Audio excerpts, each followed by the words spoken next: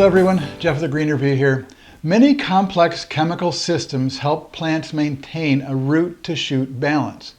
The plant can't have more leaves than the roots can supply with water and nutrients, and it can't have more roots than the leaves can supply with carbohydrates and other chemicals resulting from photosynthesis.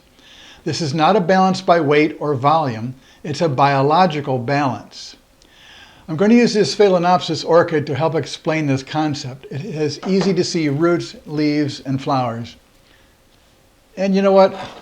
Instead of cutting all the pieces off, let's just use pictures instead. A lot of the way we maintain plants is based on trying to help the plant maintain the best root-to-shoot balance so the plant can thrive. Every plant, from a sprouting seed to a mature 200-year-old oak, has a balance that it is trying to maintain. Maintaining a healthy root-to-shoot balance influences how we do lawn mowing. It affects pruning timing. It determines how we prune shrubs in renewal or rejuvenation pruning, how and when we prune roses, shade trees, and fruit trees. It shows us why we should never do tree topping. A good root-to-shoot balance helps us grow houseplants, any plant in a container from annuals to bonsai, or vegetables in a raised bed. We need to understand the root-to-shoot balance when purchasing, planting, or transplanting dormant plants like bulbs or live plants, whether they are bare root, potted, or balled in burlap. It determines fertilizing and watering timing and quantities. I could go on, but I think you get the idea that the root-to-shoot balance is important to maintaining any plant. Let me add one more part to the plant. Besides the roots and shoots, we also have the whole reproductive system. If a plant has a healthy root-to-shoot balance, it can produce flowers, seeds, and fruit at the proper time. If the plant is in the survive range and is out of balance, it might produce some flowers and fruit, but they'll be smaller and fewer. And of course, if it's out of balance, the plant is in the slow death range and it will not flower.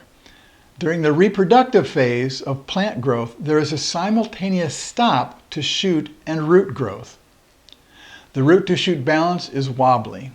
In the late fall and early winter and very early spring, while the tops of plants are dormant, the roots can grow.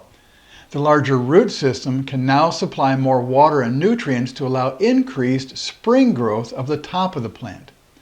During the summer, the shoots grow and produce enough food to allow the roots to grow later. Plants with more roots can compete more effectively for soil nutrients and water, while those of a higher proportion of shoots can collect more light energy.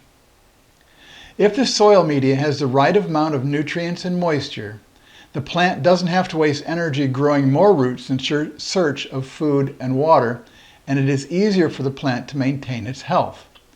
If the plant is getting the proper amount of light, the plant doesn't have to waste energy trying to extend branches in an effort to find more light, and it doesn't have to grow bigger leaves in an effort to gather more light.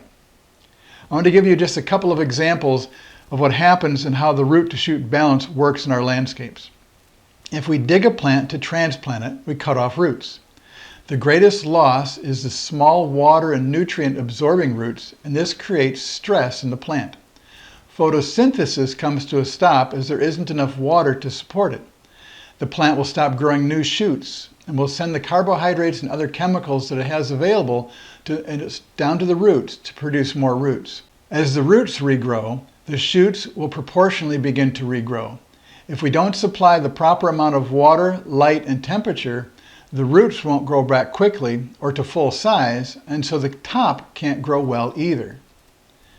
When grass leaves are mowed off, we're pruning the top. If we don't damage the stem tissue in the crown of the grass plant, it should recover quickly. If we do damage the stem tissue in the crown by scalping the grass plant, it can't grow new leaves quickly. Therefore, the roots will die back some to maintain the root-to-shoot balance. If the plant crown is damaged repeatedly by mowing or a string trimmer, the plant will slowly die. If we apply too much fertilizer to a potted plant, it will kill roots. The top will not get enough water, and some of the leaves will fall off as the plant reestablishes a balance. The top of a plant will become stunted if the roots are in too small of a pot. This may be a good thing if you're trying to keep a plant indoors, or it's bad if we don't get around to planting a tree all summer long after we bought it in the spring. As you watch my videos or read my Greener View book, you'll often see this root to shoot balance concept come up. Look at the root to shoot balance on your own plants and you will see why some plants are growing better than others. And this is Jeff with a Greener View. Thanks for watching.